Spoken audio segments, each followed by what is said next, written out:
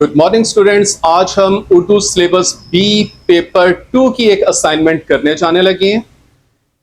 Cambridge exams में Urdu syllabus B paper 2 का जो पेपर होता है वो 1.5 घंटे का होता है और ये पेपर 50 नंबर का इन टोटल मार्क्स होते हैं।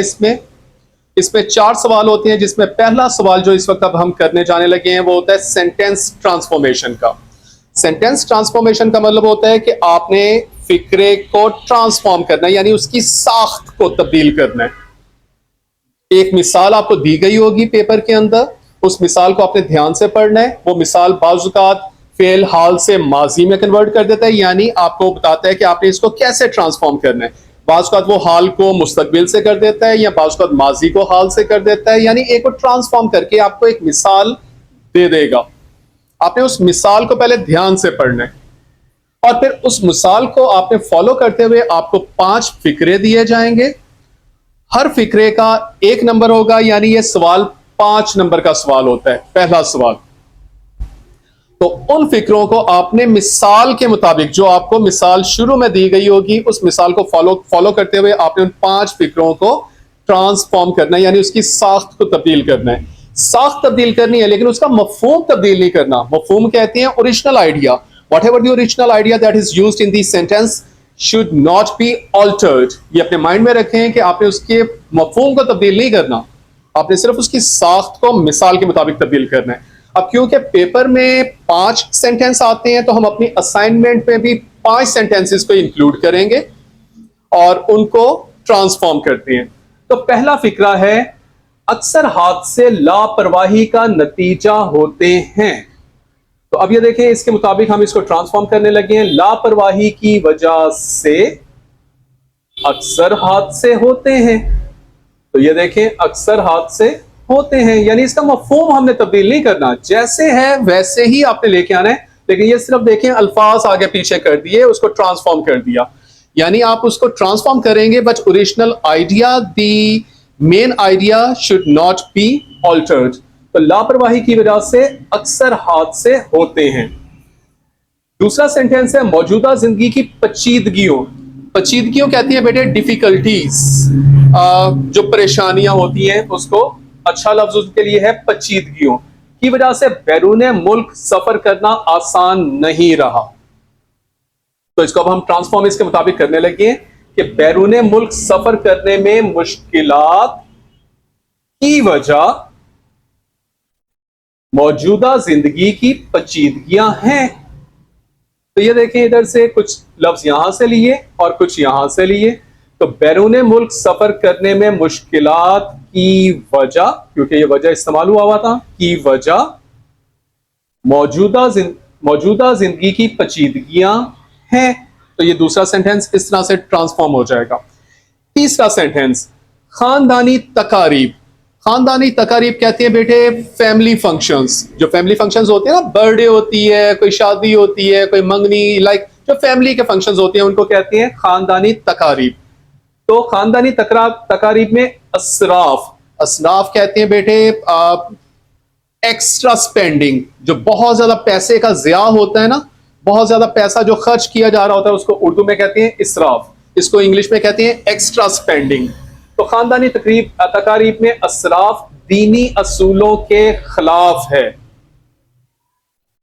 दीनी असूल खानदानी तकारीब में असराफ की मुमानियत करते हैं। खिलाफ को हम मुमानियत, एक और लफ्ज इसके लिए है, मुमानियत भी कहते हैं मना किया गया होना, खिलाफ भी कहते हैं मना किया होना।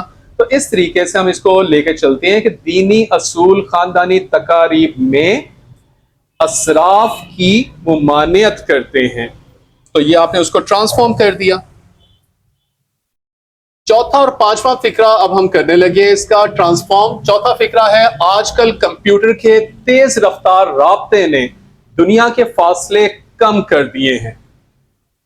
तो ट्रांसफॉर्म करने लगे इसको, फासलों के बावजूद आजकल कंप्यूटर ने राब्ते तेज तर कर दिए। तो ये देखें, तेज तर उसमें लफ्ज इस्तेमाल हुआ था, तो हमने इसको लेके चल पड़े आगे की तरफ कि फासलों के बावजूद आजकल कंप्यूटर ने राब्ते तेज तर कर दिए। जैसे आपने देखा होगा ना, लाइव वीडियो कॉल आप ले लेते हैं, आइदर योर रिलेटिव्स और फ्रेंड्स आर इन ऑस्ट्रेलिया और इन जर्मनी और इन यूएई व्हाटएवर, आप उसको लाइव कॉल पे लेते हैं और इस तरह लगता है जैसे आमने सामने आप खड़े होकर बात कर रहे हैं। मोबाइल पे तो वो स्क्रीन छोटी होती है, जिन घरों में मैंने देखा है लाइक वो बहुत बड़ी एलईडीज लगी होती हैं 100 इंच की, 80 इंच की, तो वो तो जस्ट लाइक ऐसे आमने सामने बैठ के बंदा बात कर रहा होता है। सो बेटे इस चीज को कहती हैं कि कंप्यूटर ने राब्ते बहुत तेज तर कर दिए। लाइक फिजिकली तो आप एक दूसरे के पास नहीं होते, लेकिन इस तरह से आप अपरेंटली एक दूसरे के बहुत करीब आ जाते हो। अच्छा जी, अगला और आखिरी सेंटेंस हम करने लगे हैं एहराम मिस्र। एहराम मिस्र बेटे वो जो इस मिस्र के अंदर वो जो है ना फिरौन्स के टॉम्स हैं, उसको एहराम मिस्र कहते हैं। तो एहराम मिस्र की तामीर लाखों अफराद की मेहनत से और कई बरसों बाद मुकम्मल हुई। तो इसको अब आप ट्रांसफॉर्म करने लगे हैं, लाखों अफराद की मेहनत और तवील मुद्दत के बाद अहराम मिस्र की तामीर मुमकिन हुई। मुमकिन बल्कि लफ्ज इस्तेमाल ना कीजिएगा क्योंकि मुमकिन इसमें नहीं है, कि बाद अहराम मिस्र की तामीर हुई, बस इतना सा। लाखों अफराद की मेहनत और तवील मुद्दत के बाद अहराम मिस्र की तामीर हुई, क्योंकि तामीर लफ्ज हुआ था और मुकम्मल भी हुई, तो तामीर मुकम्मल हुई। तो इस तरह से आप इसको ट्रांसफॉर्म कर देंगे। तो ये 5 फिक्रे थे, इसको प्रैक्टिस करें आप ज्यादा से ज्यादा। कोई बहुत ज्यादा ये मुश्किल क्वेश्चन नहीं है, लेकिन it needs your attention and full care. So आपने लापरवाही बिल्कुल नहीं करनी, क्योंकि जरा सा आपने एक दो लफ्जों को अगर चेंज कर दिया और उसका मफहूम अगर तब्दील हो गया तो वो क्रॉस हो जाएगा। क्योंकि लिमिटेड से तो वर्ड्स होती हैं, 10-12 तो लफ्ज होते हैं पूरे एक सेंटेंस के अंदर। तो आपने अगर 1, 2 या 3 लफ्जों को भी सिर्फ चेंज कर दिया तो वो मफहूम ही तब्दील हो जाएगा। तो मफहूम तब्दील नहीं करना। उर्दू सेकंड लैंग्वेज पेपर 2 के अंदर जो सवाल नंबर 2 होता है बेटे, वो होता है मल्टीपल चॉइस क्लोज पैसेज। इसको कहते हैं खाली जगह पुर करने वाला। जैसे छोटी क्लासेस में एक पैराग्राफ होता था और आपको उन खाली जगहों को आपने फिल किया होगा और ला तादाद दफा आपने ये किया होता है। क्लास 1 से ये स्टार्ट हो जाता है, 2, 3 ऑनवर्ड, ये अब तक आप इनको करते रहिए। अच्छा, ओ लेवल्स में और छोटी क्लासेस में फर्क सिर्फ ये होता है कि छोटी क्लासेस में होता था कि एक पैराग्राफ गिवन होता था और पैराग्राफ के एंड पे कुछ लफ्ज गिवन होते थे और आपको एक प्रॉपर वर्ड उस पर फिट करना होता था। या फिर एक दूसरी सूरत ये भी होती थी कि पैराग्राफ दे के पीछे सबक को पढ़ के आपको उस पैराग्राफ को, खाली जगहों को फिल करना होता था। अच्छा, अब उन्होंने उर्दू में इस सवाल को थोड़ा सा मॉडर्न टच दी है कि जैसे आपने फिजिक्स, केमिस्ट्री, बायोलॉजी या इस तरह से इकोनॉमिक्स वगैरह के जो आपने पेपर वगैरह देखिए, उसमें जो पेपर नंबर 1 होता है उसमें MCQs का पेपर आता है। यानी एक सवाल दिया होता है और उसके नीचे 4 ऑप्शंस दी होती हैं और लाइक ABCD करके, और आपने राइट ऑप्शन को टिक करना होता है कि जी ये इसका आंसर है।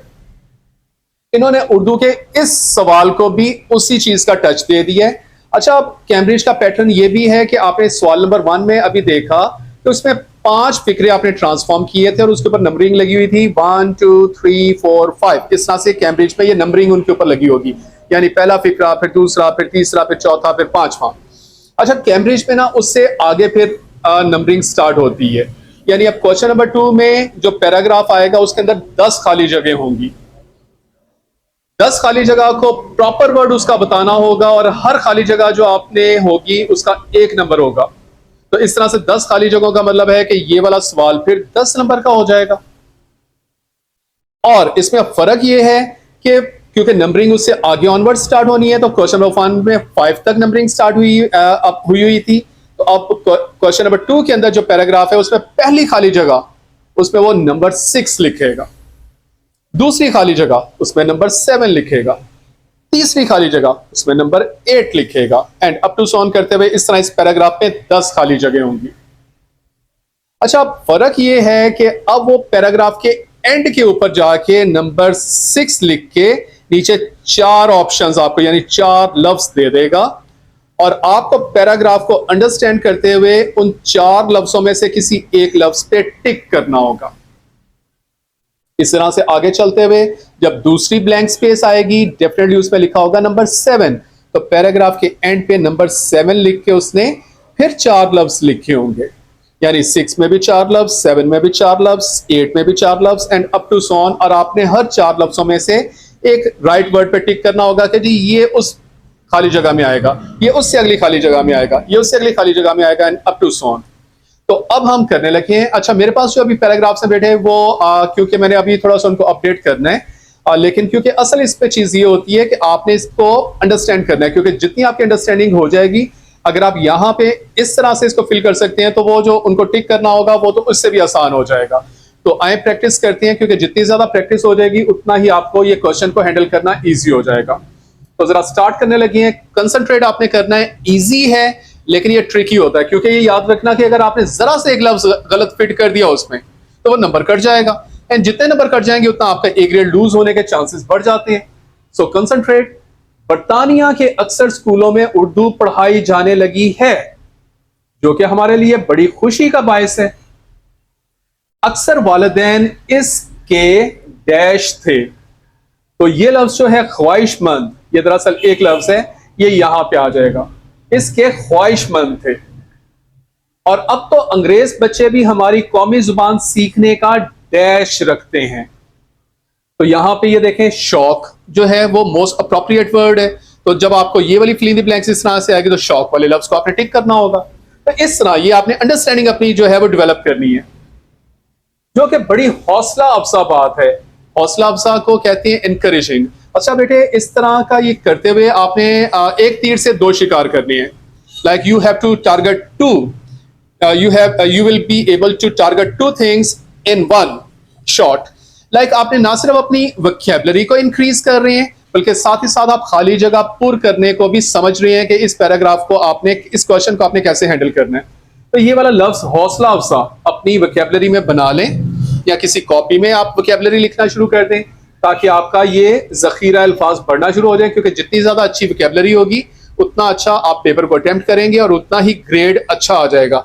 सिर्फ ए ग्रेड के बारे में मत सोचें, याद रखें ए से ऊपर ए स्टार है, उससे ऊपर डिस्टिंक्शन है, उससे ऊपर वर्ल्ड टॉप है। तो बेटे जितना अच्छा परफॉर्म करोगे वो उतना ही आपके लिए बेहतर है, ना सिर्फ आपके फ्यूचर के लिए, कैरियर के लिए, बल्कि आपके पेरेंट्स के लिए भी एक प्रेस्टीज होगा। तो उससे आगे चलने लगे हैं। कुछ अरसे से यहाँ रेडियो के साथ साथ टीवी पर भी डैश के प्रोग्राम। तो क्योंकि ये उर्दू के बारे में बात हो रही है तो यहाँ पे ये लफ्ज उर्दू आ जाएगा कि कुछ अरसे से यहाँ रेडियो के साथ साथ टीवी पर भी उर्दू के प्रोग्राम कसरत से पेश किए जा रहे हैं। कसरत कहती हैं फ्रीक्वेंटली। और अब तो पाकिस्तानी टीवी चैनल पर पाकिस्तान की डैश, अब पाकिस्तान की खबरें आ जाएगा। यहाँ पे पाकिस्तान की खबरें और ड्रामे भी देखने का मौका मिल जाता है। कभी कभी ख्याल आता है कि वक्त कितनी तेजी से बदल रहा है। चंद साल पहले की बात है कि टीवी पर डैश में, इसमें आ जाएगा हफ्ते में, यानी एक्चुअली ये इंग्लैंड की बात हो रही है ना, तो वहां पे बहुत कम होता था पहले के उर्दू के कोई प्रोग्राम दिखाए जाते थे। तो चंद साल पहले की बात है कि टीवी पर हफ्ते में सिर्फ एक उर्दू प्रोग्राम, और वो भी सिर्फ आधे घंटे के लिए देखने का मौका मिलता था। और अब आप जब चाहें उर्दू प्रोग्राम टीवी पर देख सकते हैं। सो ये इस तरह से आपने बेटे अपनी अंडरस्टैंडिंग को डेवलप करना है। आप जितनी ज्यादा इसकी रीडिंग करेंगे इस तरह के पैराग्राफ्स की, आपकी अंडरस्टैंडिंग डेवलप होती जाएगी। पढ़ते पढ़ते ही आपको पता लगने लग जाएगा कि अच्छा ये लफ्ज यहाँ पे मोस्ट अप्रोप्रिएट है। तो मोस्ट प्रैक्टिस करें, मैक्सिमम प्रैक्टिस करें, you will be able to handle this kind of question very comfortably. Urdu second language paper number 2 के अंदर जो सवाल नंबर 3 बेटा आता है वो डायरेक्टेड राइटिंग मजमून निगारी का आता है, जिसमें 200 लफ्जों के ऊपर आपने मजमून को कंप्लीट करना होता है। अच्छा, मजमून के अलावा भी इसमें कुछ चीजें हैं जो कि आपको बाद में बताई जाएंगी, लेकिन पहले हम मजमून निगारी के ऊपर ग्रिप करना चाह रहे हैं, तो कुछ असाइनमेंट्स इसके ऊपर होंगी। अच्छा, मजमून निगारी के अंदर 200 लफ्ज आपने लिखने होंगे। एक टॉपिक को आपको दे देगा और कोई से 2 पॉइंट्स आपको दे देगा, और आपसे कहेगा कि इन 2 पॉइंट्स को यूज करके आप 200 लफ्जों का एक मजमून लिख दें। और साथ ही साथ आपको अलाउ कर देगा कि अगर इसके अलावा भी कोई पॉइंट आपके ज़हन में आता है तो आप उस पॉइंट को भी यूज करके कुछ लिख सकते हैं उसी टॉपिक के ऊपर।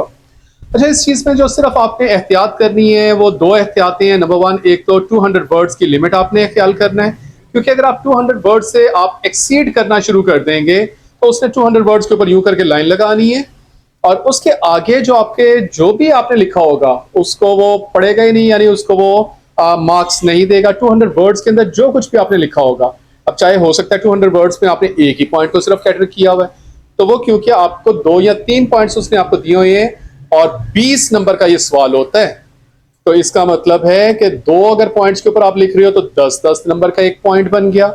अगर 3 पॉइंट्स के आप लिख रहे हो ऊपर तो दरअसल वो 7 मार्क्स के 3 पॉइंट बन गए। तो जितने पॉइंट्स के ऊपर आपने प्रॉपरली लिखा होगा उसके लिहाज से वो आपको मार्क्स देगा। तो ये भी अपनी अंडरस्टैंडिंग जरा क्लियर करें कि पेपर में मार्क्स किस तरह आते हैं।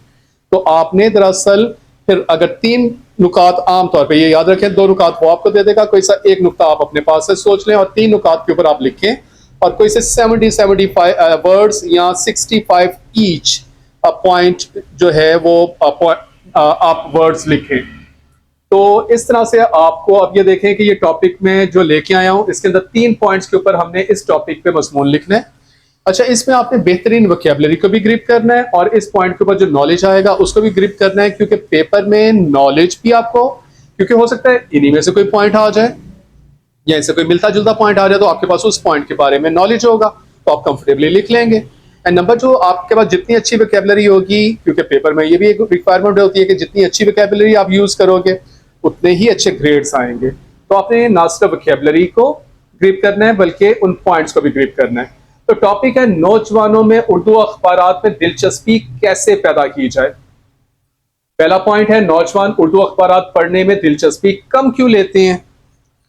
दूसरा पॉइंट है नौजवानों की दिलचस्पी उभारने के लिए किस किस्म के मज़ामीन अखबारात में शामिल किए जाएं। एंड तीसरा पॉइंट है नौजवानों को अखबारात पढ़वाने के लिए और क्या कुछ किया जा सकता है।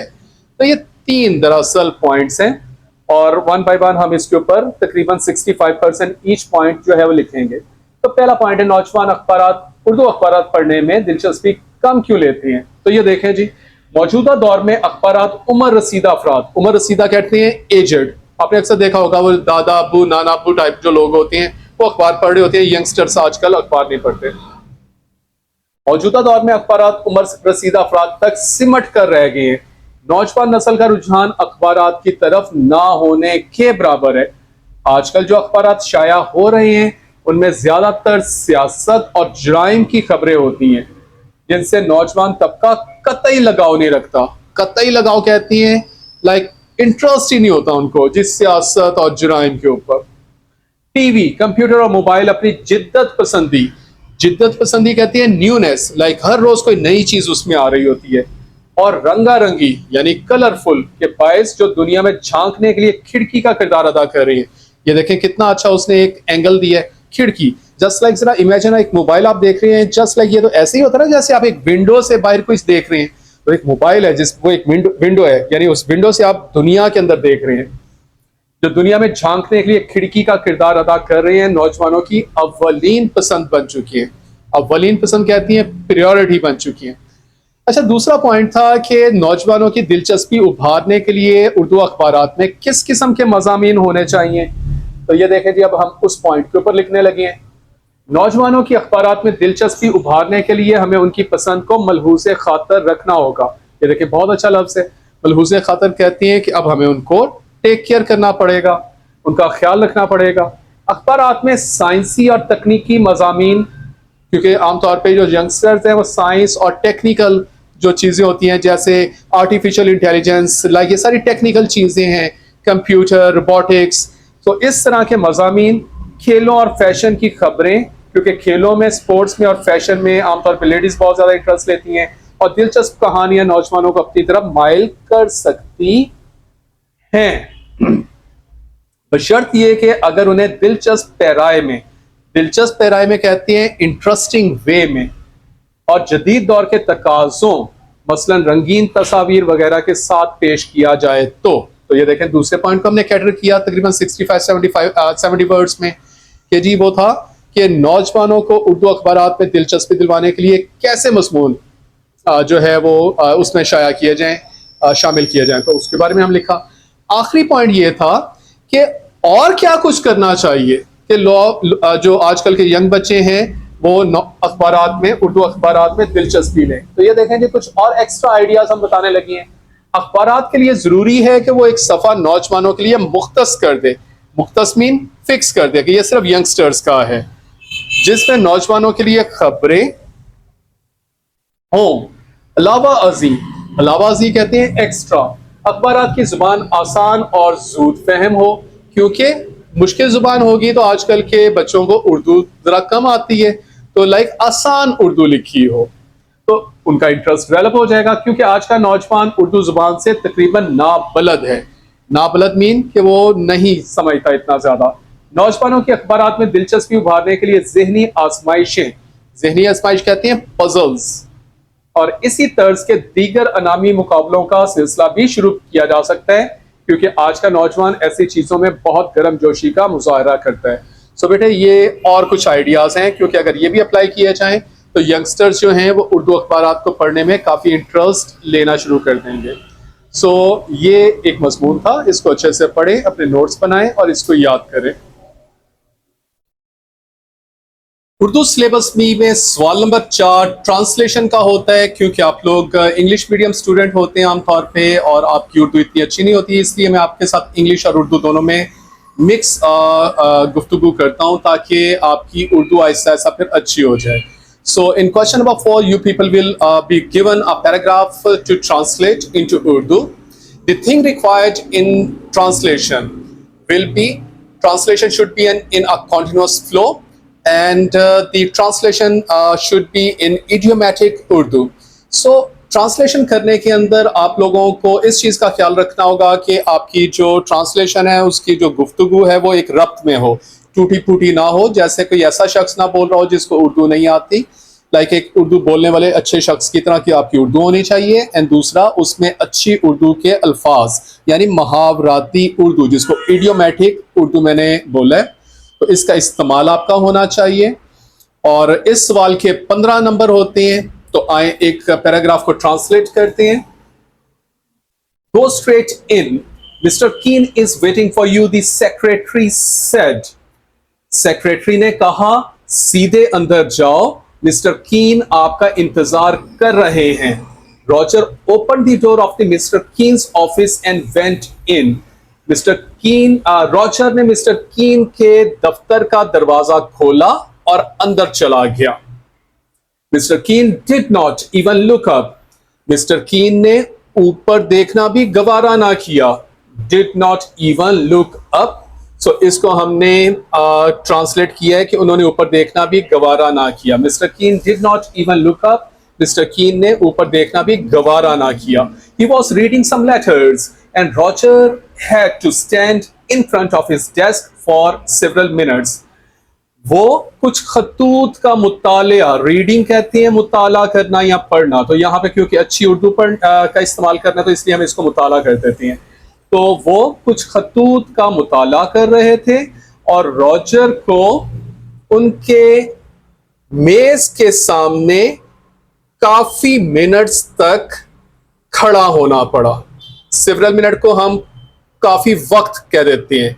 तो वो कुछ खतूत का मुतालिया कर रहे थे और रॉजर को उनके मेज के सामने काफी देर खड़ा होना पड़ा।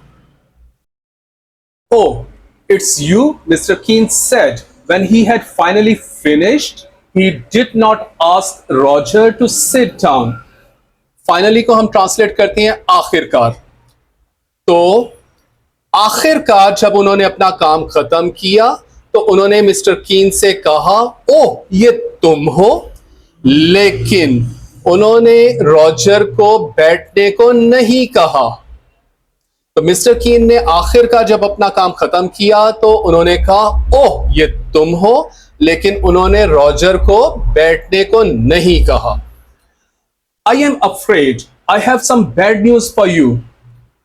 मुझे डर है कि मेरे पास तुम्हारे लिए एक बुरी खबर है। बैड न्यूज, बुरी खबर है। He stopped and waited for Roger to ask him for an explanation. वो रुके और इस चीज का इंतजार किया कि रॉजर उनसे तफसील मांगेगा। रॉजर डिड नॉट स्पीक, लेकिन रॉजर नहीं बोला। Aren't you going to ask me what the bad news is? Mr. Keene demanded after a few seconds had gone by. जब कुछ वक्त गुजर गया, या इसको हम अच्छी उर्दू में करेंगे कुछ तवक्कफ के बाद। तवक्कफ कहते हैं कुछ पॉज लेके। तो ओके, इस तरह से जब ओके, कुछ तवक्कुफ करके मिस्टर कीन ने रॉजर से पूछा कि क्या तुम मुझसे ये नहीं पूछोगे कि बुरी खबर क्या है? रॉजर स्माइल्ड, रॉजर मुस्कुराया। I'm sure that isn't really necessary and that you will tell me anyway, he answered. उसने जवाब दिया कि मैं ये जरूरी नहीं समझता और मुझे पता है कि आप मुझे बहरहाल बताएंगे। Anyway, बहरहाल। तो उसने जवाब दिया कि मैं इस चीज को जरूरी नहीं समझता और मुझे यकीन है। Okay, and that you will, और मुझे पता है कि आप बहरहाल मुझे बताएंगे।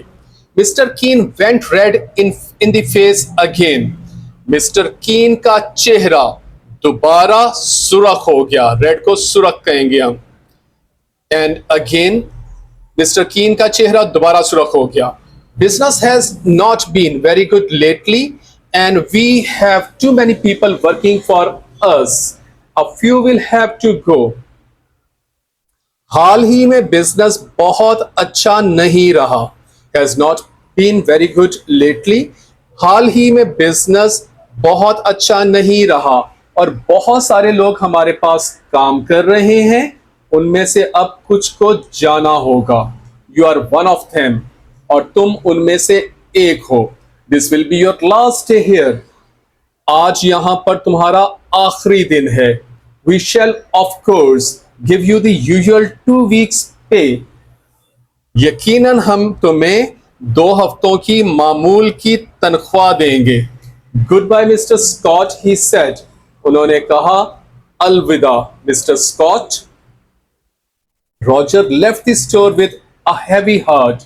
रॉजर दुकान में से बोझल दिल के साथ, हैवी हार्ट कहती हैं बोझल दिल, जिसमें बहुत सैडनेस आ जाती है, वजनी हो जाता है, तो उसको कहते हैं हैवी हार्ट, और उर्दू में इसके लिए लफ्ज है बोझल। रॉजर दुकान से एक बोझल दिल के साथ निकला। He wondered whether he could find another job very soon. The car was all he had now. क्योंकि अब उसके पास सिर्फ एक गाड़ी ही रह गई थी और वो ये सोच रहा था कि क्या उसको एक नई नौकरी जल्द ही मिल जाएगी। सो बेटे, ये इसकी ट्रांसलेशन थी। इसको आपने अच्छे से प्रैक्टिस करना है ताकि आप अच्छे से इसको लिख सकें। Thank you so much.